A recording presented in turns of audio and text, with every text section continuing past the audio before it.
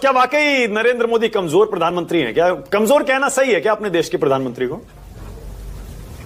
अगर कोई ये कहता है कि कमजोर है तो उसमें गलत क्या है? मतलब मुझे तो ये तर्क ही बहुत ही तर्कहीन सा लगता है कि आप देश के प्रधानमंत्री को कमजोर नहीं कह सकते। आप देश के प्रधानमंत्री को मजबूत कह सकते तो देश के प्रधानमंत्री को कमजोर भी कह सकते। देखिए, इस पूरी डिबेट में महत्वपूर्ण प्रश्न क्या है? महत्वपूर्ण प्रश्न सिर्फ इतना सा है कि जो लोग ये बताने की कोशिश कर रहे हैं कि इस देश के अंदर जेनजी को जागृत करके नेपाल जैसी स्थिति को पैदा किया जा रहा है, ये असल सवाल है। तो क्या जेनजी या जनरेशन नेक्स्ट जो भी है वो इतना बेवकूफ है, इतना बुद्धिहीन है, इतना विवेकहीन है कि कोई आदमी उसको बरगला देगा और वो खड़ा हो जाएगा और नेपाल में जो कुछ हुआ वो अकारण हुआ, या श्रीलंका में जो कुछ हुआ अकारण हुआ, बांग्लादेश में जो कुछ हुआ अकारण हुआ, फ्रांस में जो रिवॉल्यूशन हुआ वो सब अकारण हुआ?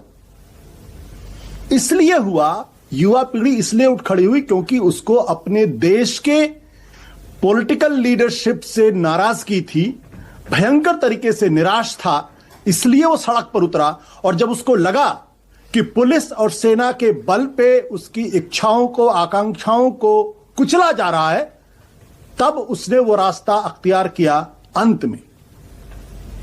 तो आज की तारीख में अगर आप जेनजी को, जो भारतीय जनता पार्टी के कुछ नेता, तो मुझे लगता है कि वो अपने ही प्रधानमंत्री के सबसे बड़े दुश्मन हो गए, जो ये साबित करने में लगे हुए हैं कि उनका अपने ही नेता पर से भरोसा उठ गया है।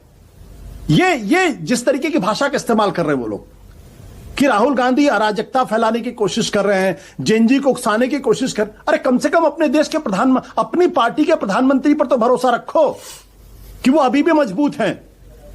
ये संकट जो है वो भारतीय जनता पार्टी और आरएसएस के अंदर और उनके समर्थकों का संकट ज्यादा है कि उनके अंदर बेचैनी फैल गई है कि कहीं श्रीलंका, बांग्लादेश और नेपाल जैसे हालात इस देश के अंदर तो नहीं बन रहे हैं।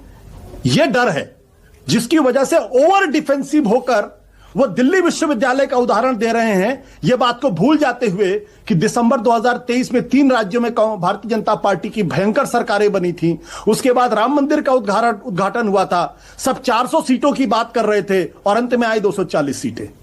तो अब अगर दिल्ली यूनिवर्सिटी से ही अगर आप जोड़ लेंगे कि जेनजी जो है वो नरेंद्र मोदी जी के साथ, देखिए एक बात समझ लीजिए, जेनजी जो है वो 75+ की लीडरशिप को एक्सेप्ट नहीं करता, यह मान लीजिए।